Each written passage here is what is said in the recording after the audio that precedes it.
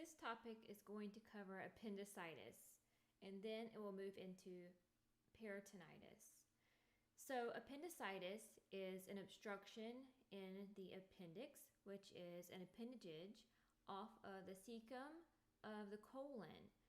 And what happens is a fecalith, or a stone made out of poop. So a poop stone or a stool stone will get stuck in the appendix opening, and it will cause inflammation, and if bacteria is trapped in there, it can become an infection. So bacterial infection, remember, bacteria that's trapped will give off CO2 and have nowhere to go, so it just builds up and creates an inflammatory process, which makes the appendix enlarge. And then that may perforate within 24 hours after the onset of pain.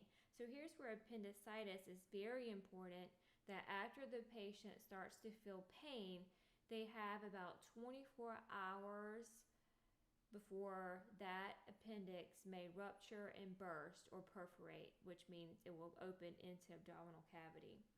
And that's where we'll start to see peritonitis at that point. So with appendicitis, the patient is going to feel pain, right lower quadrant pain, and that is called McBurney's point. Very specific for appendicitis, McBurney's point.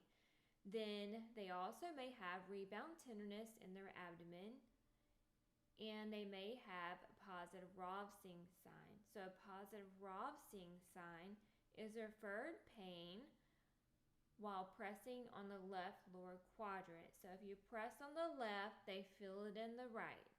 And red rover, send Rovsing sign over to the right. Okay, you press on the left and you feel it on the right. The patient may also start to feel feverish and have a fever, have nausea and vomiting. So they'll be really ill at this point. They're vomiting, they have a fever, they have severe abdominal pain, they're sick. And if we don't do something soon, they'll be in trouble.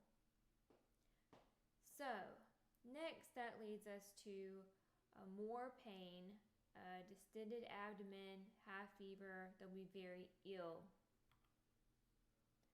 Let's look at our diagnostic test. So we might draw some blood work and see white blood cells are elevated, get an abdominal ultrasound maybe, and a CT scan. Okay, with this patient, we cannot give pain medicine until we know why they're in pain. That's because we have to, if it is appendicitis, they must go to the operating room to have an appendectomy. So therefore, they need to be wide awake and able to sign their own consent form. So no pain medicine until a consent form is signed for surgery, because they have to have informed consent, which they need to have an alert and oriented brain. The nurse will give antibiotics as soon as possible, IV fluids, NPO status. So if this patient appears to be in the ER with appendicitis symptoms, you immediately treat them like a surgery patient, get them ready for surgery, make them NPO, get them IV started soon, and get your antibiotics done. With appendicitis, we need to move quickly, very quickly. Time is ticking. They have to get to the OR as soon as possible, because at any moment that appendix could rupture and burst, and then we will have even bigger problems. So peritonitis. Peritonitis is an infection of the peritoneal cavity, the peritoneal space. So that is the abdominal cavity, the lining of the abdominal wall, and it becomes inflamed, inflammatory process. What happens is, it's not just from appendicitis. It could be from whatever in the GI, the unsterile GI content somehow get into the abdominal cavity, which is sterile. So GI contents spill into the sterile area of the peritoneal area, and then it becomes infected, and it's very severe and deadly because of all the fluid volume shifts. So we will have no vowel sounds, so absent vowel sounds, and that is called a paralytic ileus. So there's no movement in the GI tract. The patient will have a rigid board-like abdomen, so very sturdy and tough abdomen and distension. They'll have a high heart rate, a high respiratory rate, and a low blood pressure. Now the low blood pressure is from the fluid shifting. So the fluid is shifting from the vascular and tissue areas into the peritoneal cavity, and that is to help try and send white blood cells and things of that nature to that area to try and alleviate some of the inflammation processes going on. We call this process hypovolemic shock. And since that is pulling fluid and is working towards the inside of the body to that peritoneal cavity, we're initially going to see a drop in the body temperature. But then, since this is an infectious process, there will be a fever that gradually comes on after this takes place. For diagnostic tests, they're going to do a CT scan or an ultrasound or an x-ray to diagnose this. They'll also do a white blood cell count, and that will be increased because of the inflammation process. The patient will be pretty sick at this point, and they may do a CNS of the peritoneal fluid, so they'll do a paracentesis to draw some fluid out and to test which pathogens in there so that they can give the right antibiotics. For nursing stuff, we're going to make sure that we have this patient ready for surgery because most likely they'll need a surgical closure of the perforation, so they can have pain meds after the diagnosis has been made and after they have had their consent form signed. So all that has to be done first. Make sure they have a good IV. IV fluids will be needed to replace the fluid loss because remember they're hypovolemic and have hypotension. They'll need some electrolytes replaced, so normal saline will be beneficial.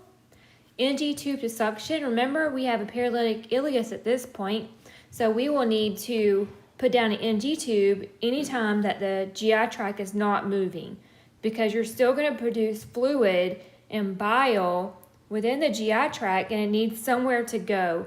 It also will help alleviate the patient's nausea. So we'll give antibiotics to treat the infection and to prevent further infection. Antiemetics may be needed for the nausea or vomiting. And then, as I said before, make sure the patient is ready for surgery. Make sure this patient is NPO. Monitor their vital signs closely for deterioration. They probably need a Foley catheter in emergent surgery. So with the pain, if you can't give pain meds or if they're in pain, a knee flex position will help with the pain. So put them in a supine with the knees flexed, and that will relax their muscles around their abdomen, and that way they will feel better. Here is an NCLEX question for you. A client has acute peritonitis. What does the nurse say that complication of this condition are? Select all that apply. So what are the complications of acute peritonitis? Okay, so the correct answers are hypotension, septicemia, and paralytic ileus. Okay, so a perforated bowel will cause peritonitis, and then you'll begin to develop the paralytic ileus. Then you'll start to develop the hypotension from the fluid shifting, and then at the latest stage, septicemia, they'll become septic and very ill and could possibly die. So it's kind of a cascade of all the complications of the peritonitis. H. pylori is related to upper GI infections like the stomach for gastritis. Constipation has absolutely nothing to do with this. Paralytic ileus and constipation are two different things. Constipation is you can't move enough. Paralytic ileus is I'm not moving at all. And gallbladder dysfunction is not related to peritonitis.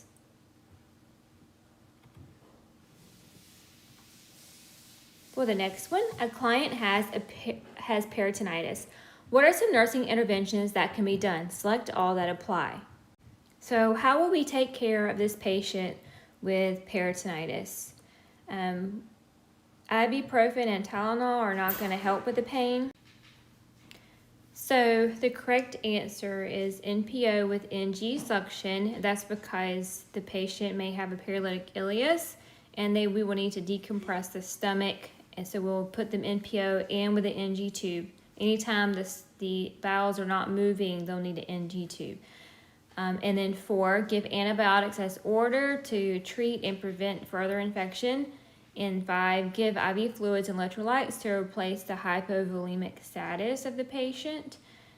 And antiemetics is not necessary. So if it's not all or none, you would not select it and select all that apply.